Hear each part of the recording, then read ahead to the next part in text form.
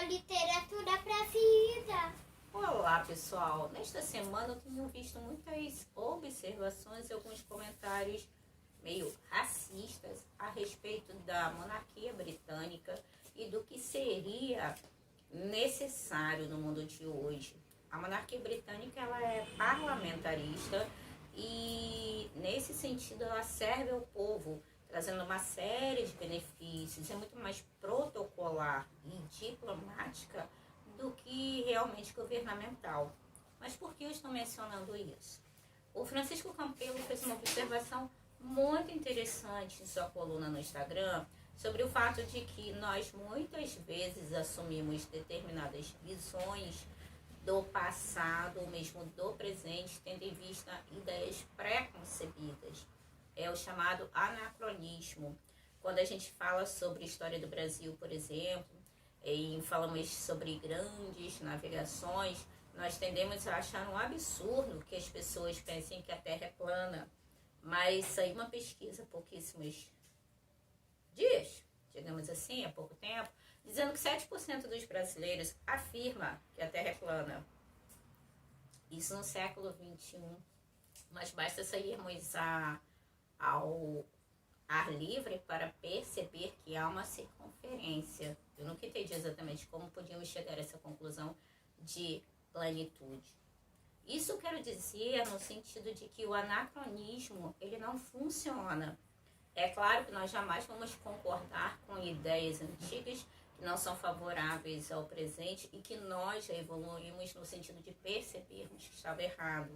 É mais ou menos como a infância e a maturidade. Na infância nós realizamos algumas coisas que consideramos que são comuns, porque no nosso tempo de infância, pra gente está tudo bem, está tudo normal, cometermos algumas ações que a grosso modo pareceriam banais para as crianças, para os adultos.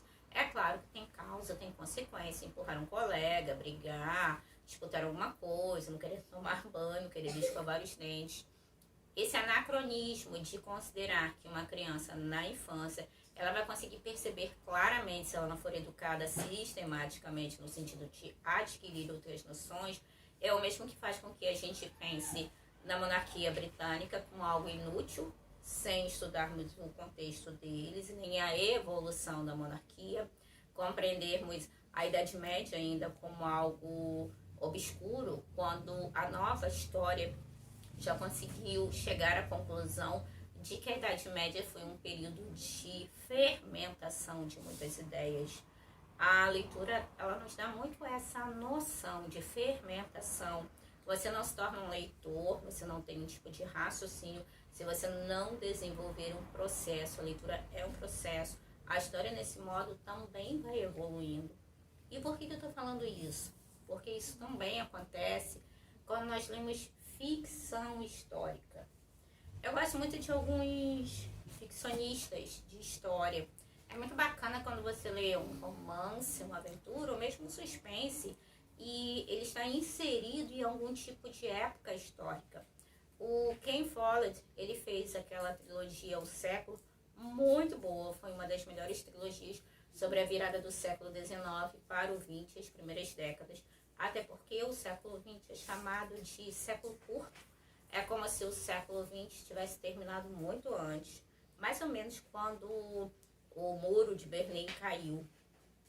O que eu quero dizer é que ler ficção histórica tem sim o seu valor, tem o seu interesse, tem a sua utilidade. Muita gente é contrária à leitura de ficção histórica porque tem medo que seja distorcida a ideia. É diferente de quando você lê história, considerada história. Aqui a biografia da Elizabeth I, escrita pela Liza Hilton. E aqui, aparentemente, a gente abre o livro, essa é uma biografia mais política. A minha amiga Simone Gonçalves me deu esse livro há algum tempo atrás. E é um livro em que, aparentemente, houve uma pesquisa histórica e muitos dados são comprovados. Mas a gente sabe que a história, como toda ou qualquer outra categoria de conhecimento humano, vai avançando. Aqui há uma série de circunstâncias absurdas para os dias de hoje e muitas vezes nós julgamos e condenamos e achamos que são pessoas ignorantes. Mas o anacronismo é justamente isso. julgar as circunstâncias de acordo com o conhecimento que nós temos agora. Provavelmente os homens e as mulheres do futuro, se evoluirmos corretamente, vão considerar que era uma aberração nós passarmos tantas horas desperdiçadas rolando o feed para ver a vida dos outros, muitas vezes coisas que nem nos interessavam, quando deveríamos nos dedicar à leitura, ao estudo, à reflexão, à vida ao ar livre, às nossas próprias habilidades, à vida em família, em sociedade, enfim. Talvez no futuro nós sejamos julgados por esse anacronismo, essa tendência a julgar o outro sem considerar que ele não tinha capacidade, nesse momento, de perceber que algumas coisas não eram bem assim. E o que eu quero dizer também é que tanto a leitura de história, quando é uma leitura mais formal, seja através de acadêmicos, ou mesmo de biógrafos, de autores, porque há também um certo preconceito das academias com relação a jornalistas que escrevem sobre história, essas coisas.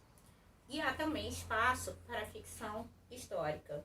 O que é preciso perceber é que quando você lê ficção histórica, você lê o King Follett, você lê o Bernard Cornwell, você lê a Philippa Gregory, seja lá quem for, de que época for, é preciso perceber que há sim uma romantização, está sendo romanceado. Então, o pano de fundo, alguns hábitos, algumas questões, mas um ou outro ponto, eles vão ser exagerados de acordo com a intenção do autor.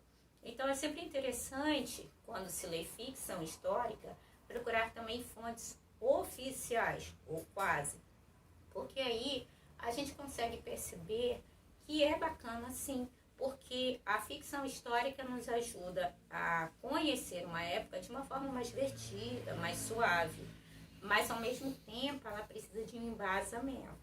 E nesse ponto, o anacronismo não pode se fazer presente. A gente precisa conhecer e compreender como eles viviam, para aí sim realizarmos o exercício de alteridade, nos colocarmos no lugar do outro, não aceitarmos o que era equivocado, avançarmos como seres humanos para não sermos julgados no futuro.